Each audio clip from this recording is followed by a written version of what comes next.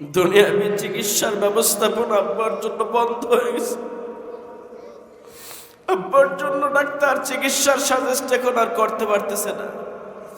Doctor বলছে হুজুর দোয়া করেন যেন ঈমানের সাথে আল্লাহ যেন মৃত্যু নসিব করে। আপনারা বলেন আমিন।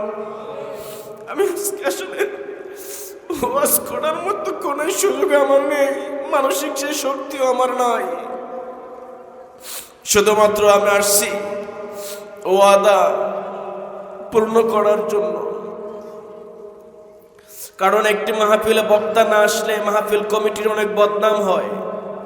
শ্রোতারা অনেক সময় বুঝতেই চায় না। শ্রোতারা এমন মন্তব্য করে মনে হয় বক্তাকে দাওয়াত দেয় নাই। এমন অনেক সময় হয়। বিশেষ করে যেহেতু একটি মাদ্রাসা, আর মাদ্রাসার প্রতি সব সময় আপনাদের নেক নজর থাকা দরকার। যদি কোনো কারণে মাদ্রাসার প্রতি আপনাদের একটু মনোবল ভেঙে যায়, আপনাদের একটু আস্থার ফাটল ধরে, মাদ্রাসার জন্য বিশাল একটা ঘাটতি হয়ে যাবে। সেজন্য আমি আসছি ওয়াদা পূরণ করার জন্য। বিশেষ করে বাসার থেকে বলে আসছি এখনই আমি, এই মাত্র আব্বার কাছ থেকে উঠে সূরা ইয়াসিন, সূরা রহমান, সূরা মুলক, সূরা ওয়াকিয়া, বিভিন্ন ফজিলতপূর্ণ সূরাগুলো তেলাওয়াত করেছি। এরপরে একটু সময়, মাত্র 1 ঘন্টা সময় বাসার থেকে বলে আসছি যে আমি 8টা থেকে 9টা পর্যন্ত 1টা ঘন্টা সময়ের জন্য যাচ্ছি। আসছি 1টা ঘন্টা সময় একটু আপনাদের সামনে কথা বলবো।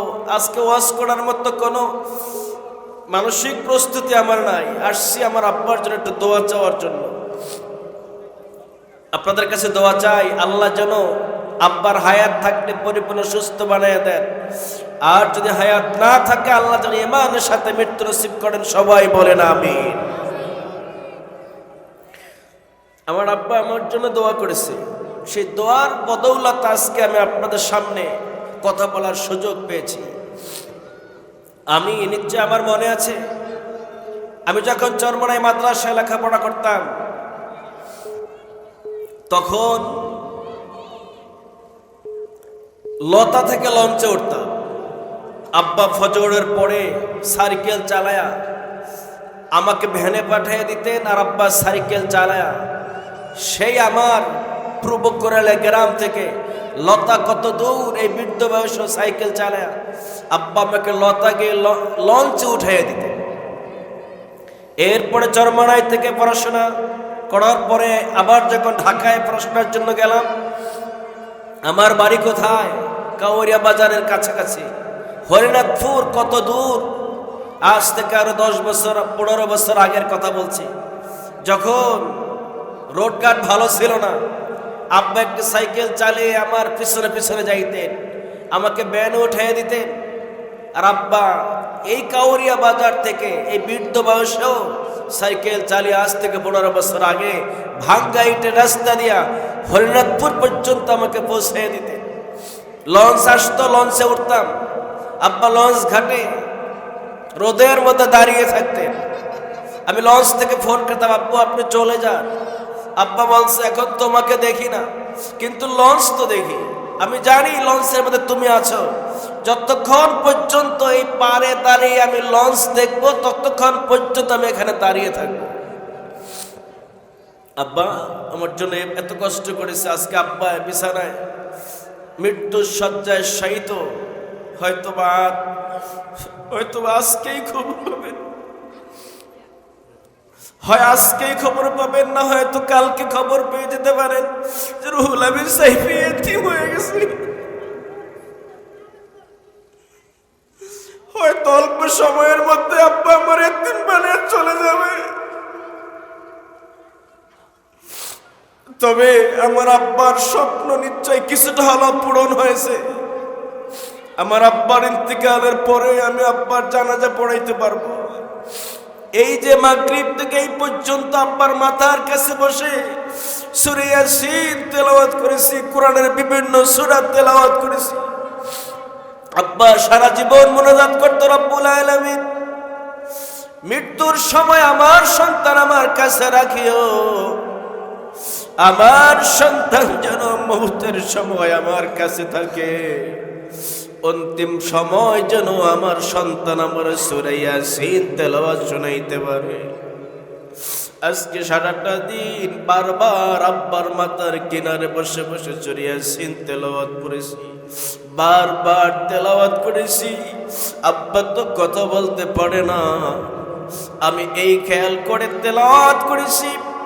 আমার আব্বার সারা জীবনের স্বপ্ন ছিল, সারা জীবনের মোনাজাত, রব্বুল আলামিন আমার মৌতের সময় যেন আমার সন্তান আমার কাছে থাকে, আমার মাতার কিনারে বসে যেন অন্তিম সময় আমার সূরা ইয়াসিন তেলাওয়াত শুনাইতে পারে। আব্বা মৃত্যুর শয্যায় শায়িত, যে কোনো সেকেন্ডের ব্যবধানে চলে যাবে। এই তো যখন থেকে শ্বাসটা একটু ভারী হয়ে যায়, মনে করি মনে হয় করি আব্বা মনে তিম বানিয়ে দিবে। বারবার যখন দেখি নিঃশ্বাসটা একটু ভারী হয়ে যায়, তখনই ভয় পেয়ে যাই, মনে হয় বাবা এখনই চলে যাবে। আল্লাহর ডাকে সাড়া দিয়া সূরা ইয়াসিন তখন তেলাওয়াত করি, আর মনে মনে খেয়াল করি, বাবাকে উদ্দেশ্য করে বলি, বাবা আপনার সারা জীবনের স্বপ্ন ছিল মৌতের সময় যেন আপনার মাথার কিনারে বসে আমি সূরা ইয়াসিন তেলাওয়াত করে আপনার শুনাইতে পারি। ও বাবা দেখেন, আপনার শহীদ আল্লাহ রাব্বুল আলামিন কবুল করেছেন। আমি আপনার সন্তান সারাটা দিন আপনার মাথার কিনারে বসে বসে সূরা ইয়াসিনের তেলাওয়াত শুনাইতেছি। আব্বা এই মাত্র আসছি, আস্তে আস্তে আল্লাহর কাছে দোয়া করতেছিলাম, মোটর সাইকেল চালাইতেছিলাম আর দোয়া করতেছিলাম, দয়ার মালিক যদি আমার আব্বার হায়াত শেষ হইয়াও যায়, মাহফিল শেষে বাড়িতে যাওয়ার আগ পর্যন্ত অন্তত হায়াতটা ভিক্ষা দিও। এখান থেকে মাহফিল করে বাড়ি যাওয়ার পরে যেন আমার আব্বারে আমি সূরা ইয়াসিন তেলাওয়াত শুনাইতে পারি। ও দয়ার মালিক, আমার আব্বার হায়াত যদি শেষ হয়, অন্তত এইটুকুন সময় তুমি আব্বার হায়াত একটু দিও। আসতে মন চায় না, মন চায় না আব্বারে ফালায়া মাহফিল আসি, কিন্তু না। গতকালকে কথা হয়েছে নুরুল আমিন ভাইয়ের সাথে, বলছি ভাই হায়াত যদি আল্লাহ বাঁচায় রাখে, 8টার সময় আপনার মাহফিল উপস্থিত থাকবো। আমি আমার ওয়াদা পূরণ করার জন্য ঠিক 8টার সময় এখানে আসছি। বাসার থেকে বলে আসছি 8টা থেকে 9টা পর্যন্ত 1 ঘন্টা বয়ান করব, মানুষের কাছে দোয়া চাইব, মানুষের কাছে আব্বার জন্য দোয়া চাইব। আর মা বাবার দোয়া যে সন্তানের জন্য কবুল হয়, সেই প্রমাণ মানুষের সামনে বলবো। আমার আব্বার দোয়ার কারণে আজকে আমি এই ময়দানে এখন বয়ান করি। বাবার জন্য দোয়া চাই, বাবা আমার আলেম বানে একটু ঠগে নাই। যারা বলে মাদ্রাসায় পড়াইলে মনে হয় ঠগে না, বাবা না না, আমার আব্বা একটু ঠগে নাই। এই মাত্র আব্বার মাথার কিনারে বসে বিভিন্ন সূরা তেলাওয়াত করেছি, কোরআনে কারীমের সূরা তেলাওয়াত করেছি। আত্মীয় স্বজন সবাই আমার বাড়িতে উপস্থিত, সবার মুখে একটাই কথা, যেমন আল্লাহ কাছে দোয়া করেছে আল্লাহ তেমনই তো করেছে। আমি আমার বাবারে সূরা ইয়াসিন তেলাওয়াত শুনাইছি, সূরা রহমান তেলাওয়াত শুনাইছি, সূরা ওয়াকিয়া তেলাওয়াত করে শুনাইছি, সূরা মুজাম্মিল তেলাওয়াত করে শুনাইছি, সূরা মুদ্দাসির তেলাওয়াত করে শুনাইছি, 30 পারা থেকে তেলাওয়াত করে শুনাইছি, সূরা মুলুক তেলাওয়াত করে শুনাইছি, আয়াতুল কুরসি তেলাওয়াত করে শুনাইছি, সূরা হাসর শেষ দিনাত বাবার মাথার কিনারে বসে বসে তেলাওয়াত করে বাবার শুনে আসি। আমার বাবা একটু ঠকে নাই। যদি বাবা আলেম না বানায়া জেনারেল লাইনে পড়াইতো তাহলে তো আর আমি এগুলো পারতাম না। আমার বাবা একটু ঠকে নাই। বিশ্বাস যদি না হয় কিয়ামতের ময়দানে দেখা যাবে। আল্লাহ রাসূল বলেছেন উলবিস ওয়ালিদাহু তাজাই ইয়াউমাল কিয়ামাতে দুহু আহসানা মিন সুইশ শামসি। কিয়ামতের ময়দানে হাফেজের মার বাবার মাথায় রব্বুল আলামিন এমন দামি টুপি পরাইয়া দিব, যেই দামি টুপির আলো দুনিয়ার সূর্যের চাইতে বেশি হবে। সুবহানাল্লাহ বলেন। ও বাবা একটু তো ঠকে নাই, একটু ঠকে নাই, বরং জিতছে। কারণ সচেতন মানুষ থাকা দরকার আছে। এই যে আমি আলেম হওয়ার কারণে বারবার বলি, আমার বোনদেরকে বলি, খবরদার বাবার বিছানায় বসে কেউ কান্নাকাটি করবেন না। তাহলে বাবার খেয়াল যদিও আমরা দেখতেছি নাই, এখনো যেহেতু নিঃশ্বাস আসা যাওয়া করে খেয়াল হয়তো আছে কিছুটা। যদি আপনারা কান্নাকাটি করেন বাবার খেয়াল হারিয়ে যাবে। আমি তো তেলাওয়াত করতেছি, বাবাই মনোযোগ সহকারে তেলাওয়াত শুনতে পারবে না। আমি বারবার তেলাওয়াত করি, বারবার কালিমা পড়ি, বারবার ইস্তেগফার পড়ি। খবরদার খেয়াল নষ্ট করা যাবে না। আপনারা যদি ধৈর্য সহকারে বসে তেলাওয়াত শুনতে পারেন, তেলাওয়াত করতে পারেন, তাইলে থাকেন, নাইলে বিছানা থেকে একটু দূরে সরে যান। খবরদার বাবার বিছানায় বসে এখন কেউ কান্নাকাটি করবেন না। কারণ আপনি বাবার সন্তান, আপনি কাঁদলে নিশ্চয় বাবার মনো ব্যথা লাগে, লাগে কিনা বলেন? বিপদে মুসিবতে সন্তান যখন পড়ে যায়, সন্তানের কান্নার আওয়াজ যখন মা বাবার কানে যায়, মা বাবা সব কিছু ফালায়া সন্তান রে কোলে তুলে নেয়। আমার ভাইয়েরা বাবারা, সেজন্য আমি আমার বোনদেরকে বলছি, আপুরা আমার কাছে বসে থাকলে, বাবার কাছে বসে থাকতে হলে মনোযোগ সহকারে আমি তেলাওয়াত কথা শুনতে হবে, না হয় নিজেরা তেলাওয়াত করতে হবে, কিন্তু কান্নাকাটি করা যাবে না। আমার বাবার সারা জীবনের মুনাজাত, আমার আব্বার সারা জীবন মুনাজাত করতে রব্বুল আলামিন, মৌতের সময় আমার ছেলেরে আমার কাছে রাখিও। আমার মৌতের বিছানায় সচেতন মানুষ রাখিও। মৌতের সময় আজরাইল আলাইহিস সালাম যখন আসবে, ভয়ঙ্কর চেহারা নিয়ে আসবে, আজরাইলকে দেখে কলিজাটা উল্টে যাবে। ওই সময় যদি কালিমা নসিব না হয় কপাল বড় খারাপ। আর যদি মৌতের বিছানায় পড়তে পারে লা ইলাহা ইল্লাল্লাহু মুহাম্মাদুর রাসূলুল্লাহ, সারাটা দিন কালিমার তালিম দিয়েছি, ইস্তেগফারের তালিম দিয়েছি, কোরআনে কারীম তেলাওয়াতের তালিম দিয়েছি। আর সেই বলে আসছি 1 ঘন্টা, আমি আসার সময় বলে আসছি, আমার বোনদেরকে বলছি, পুরা 1 ঘন্টা বাবারে তোমাদের কাছে রেখে গেলাম। 1 ঘন্টার জন্য বাবারে তোমাদের হাতে রেখে গেলাম। খবরদার বাহিরের কোনো কথা বলা যাবে না, অতিরিক্ত কোনো আলোচনা করা যাবে না। যারাই থাকবা সারা সময়টা ইস্তিগফার পড়বা, এমন আওয়াজে পড়বা বাবাই যেন নিজের কানে শুনতে পায়। দরুদ শরীফ পড়বা, এমন আওয়াজে পড়বা বাবা যেন কানে শুনতে পায়। ইয়াসিন তেলাওয়াত করবা, এমন আওয়াজে করবা বাবাই যেন তেলাওয়াত শুনতে পায়। যত আমল করবা, যা কিছু পড়বা, এই পরিমাণ আওয়াজে পড়বা বাবাই যেন কানে শুনতে পায়। কারণ বাবা এখন দুনিয়ার শেষ অন্তিম মুহূর্ত, না জানি কোন সময় আজরাইল আলাইহিস সালাম চলে আসবে।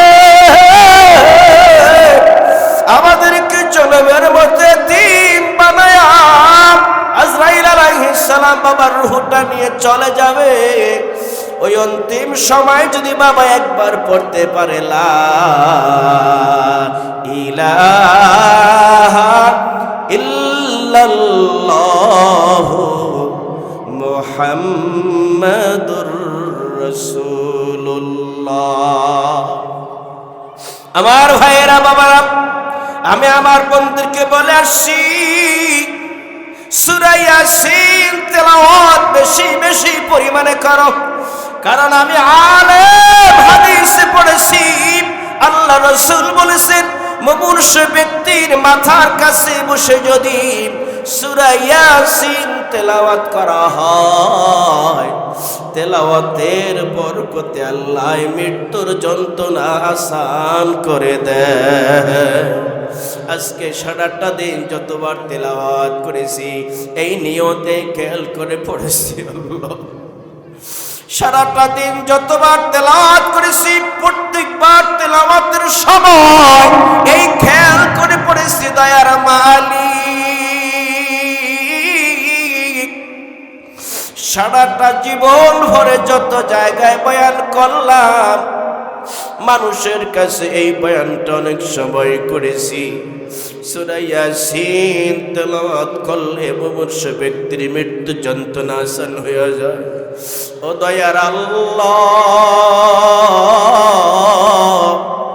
জীবনে এই বয়ান কত করেছি, আজকে আমার বাবার মৃত্যুর শয্যায় বসে সূরা ইয়াসিন তেলাওয়াত করতে রব্বুল আলামিন সূরা ইয়াসিনের বদৌলতে বাবার মৃত্যু যন্ত্রণা আসান করে দিও।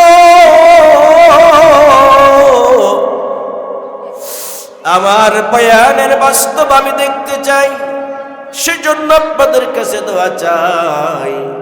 দোয়া করেন আল্লাহ যদি বাবার হায়াত থাকে তাইরে যেন সুস্থ বানায় দেয়, আর যদি হায়াত না থাকে আল্লাহ জরিমানের সাথে মৃত্যুবরণ করার তৌফিক দেয়। জোরে বলেন আমিন। ও বাবা, সময় কিন্তু বেশি নাই, নিঃশ্বাসের কিন্তু বিশ্বাস নাই। এই যে আমি রুহুল আমিন সাইফি বয়ান করার জন্য আসছি, বাবার মৃত্যুর শয্যায় শুয়ে রেখে আপনাদের এখানে বয়ান করার জন্য আসছি।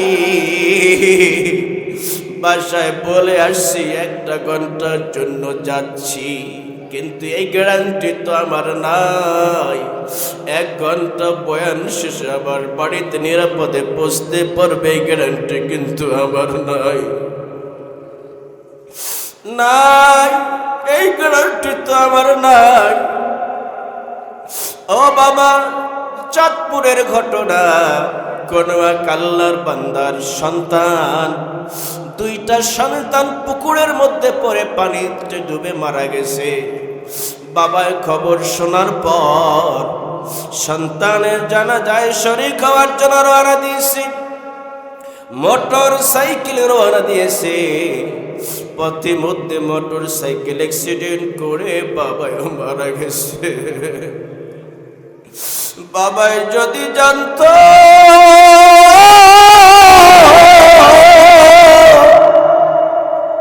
সন্তানের জানাজা রওনা দিলে মোটর সাইকেল অ্যাক্সিডেন্ট করে মারা যাবে, বাবাই তো কখনো মোটর সাইকেল রওনা দিত না। বাবাই তো জানে না বাবার হায়াত ফুরিয়ে গেছে, আমিও তো জানি না 1 ঘন্টা হায়াত আমার আছে কিনা। আল্লাহর নবী হযরত আলী রাদিয়াল্লাহু তাআলা আনহুকে বলেন, আলী, মৃত্যুকে কত কাছে মনে করো রে আলী।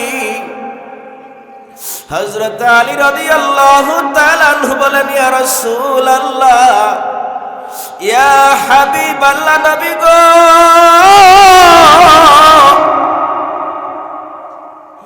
মৃত্যুরে আমি এত কাছে মনে করি, এখন বসছি, বসা থেকে উঠে দাঁড়াইতে পারবো না, অথবা দাঁড়িয়ে আছি, বসার সুযোগ পাবো না। রসুল কায়ালি রে, না না না,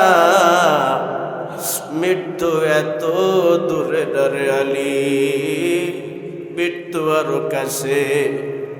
নামাজের ডান দিকে সালাম ফেরাইছো, বাম দিকে সালাম ফেরানোর সুযোগ পাইবা না।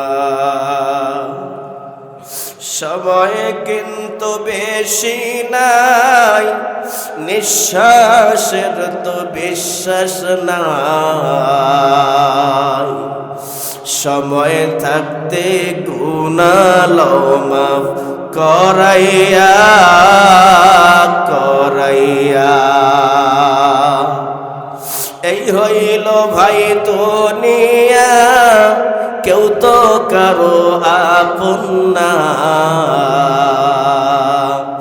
আল্লাহ সারা আরো তো আপন পাইবা না, পাইবা না। ও বাবা, মাহফিল আসছেন, মাহফিল আইসা বসছেন, মাহফিল মোনাজাত শেষ হওয়া পর্যন্ত বসে থাকবেন। এটা জান্নাতের বাগান। এই মাদ্রাসার দিকে খেয়াল রাখবেন, ছেলে মেয়ে মাদ্রাসায় পড়তে দিবেন। যাদের ছেলে মেয়ে বড় হয়ে গেছে, নাতি নাতনি মাদ্রাসায় পড়তে দিবেন। আল্লাহর কসম, আপনার মরণের পরে যদি আপনার সন্তান আপনার জানাজা পড়ায়, আপনি কবরে গিয়ে যেই পরিমাণ সম্মান পাবেন, কাবার ইমাম সাহেব আব্দুর রহমান সুদাইসি সাহেব পড়াইল, সেই পরিমাণ সম্মান পাওয়া যাবে না। সুবহানাল্লাহ বলে। শুধু কবরেই সম্মান নয়, আল্লাহ রাসূল বলেন, ইযা মাতাল ইনসানু ইনকাতা আনহু আমালুহু ইল্লা মিন সালাসাতিন, ইল্লা মিন সাদাকাতিন জারিয়াতিন আও ইলমিন ইনতাফাউ বিহি আও ওয়ালাদিন সালিহিন ইয়াদউ লাহু। রাসূল বলেন, মানুষ মরণের পরে আমলের সব দরজাগুলো বন্ধ হয়ে যায়, তিনটা দরজা তার খোলা থাকে, তিনটা দরজা দিয়ে কবরে সওয়াব পৌঁছতে থাকে। নাম্বার 1 সাদকায়ে জারিয়া, নাম্বার 2 উপকারী বিদ্যা, নাম্বার 3 ওয়ালাদিন সালিহিন ইয়াদউ লাহু। মানুষ মরণের পরে মা বাবার কবরের কিনারে দাঁড়ায় সন্তান যদি বলে, রব্বির হামহুমা কামা রব্বায়ানি সগীরা, রব্বির হামহুমা কামা রব্বায়ানি সগীরা। চোখের পানি ফেলে ফেলে যখন কান্দে, আমার আল্লাহ কবরের আযাব দানকারী ফেরেশতাদেরকে বলে, ও ফেরেশতারা রে, এই মুহূর্তে কবর জান্নাতের বাগান বানাইয়া দাও। ও বাবা, আল্লাহর এক বান্দা ওসিয়ত করে গেছে, আমার মরণের পরে তোমার যদি একটা পুত্র সন্তানের জন্ম হয়, স্ত্রী প্রেগনেন্ট গর্ভবতী রেখে স্বামী মারা গেল, স্ত্রীর কাছে ওসিয়ত করে গেল, ও বাবা, মানুষ মরণের পরে যে কাজগুলো করতে হয়, ওসিয়ত পূরণ করতে হয়, ঋণ পরিশোধ করতে হয়, এরপর অবশিষ্ট সম্পদ ছেলে মেয়ে আত্মীয় স্বজন ওয়ারিসদের মধ্যে বন্টন করতে হয়। এবার আল্লাহর বান্দা ইন্তেকালের আগে ওসিয়ত করে গেছে, এ বিবি গো, আমার মরণের পরে যে তোমার একটা পুত্র সন্তান জন্ম হয়, ওই ছেলেটাকে মাদ্রাসায় ভর্তি করে দিও। স্বামী মারা গেল, কিছুদিন পরে পুত্র সন্তানের জন্ম হলো। এবার ছেলেটা যখন পড়াশোনা করার বয়স হয়ে গেল, এবার এতিম বাচ্চাটা নিয়ে তার মা মাদ্রাসায় চলে গেছে। উস্তাদের কাছে গিয়ে বলে, হুজুর, এই বাচ্চার বাবা নাই, বাচ্চা এতিম। এ বাবা, আজকে এই তো বাড়ি থেকে আসার সময় মোটর সাইকেল চালাইতেছি আর নিজের মনকে বলতেছি, রে মন,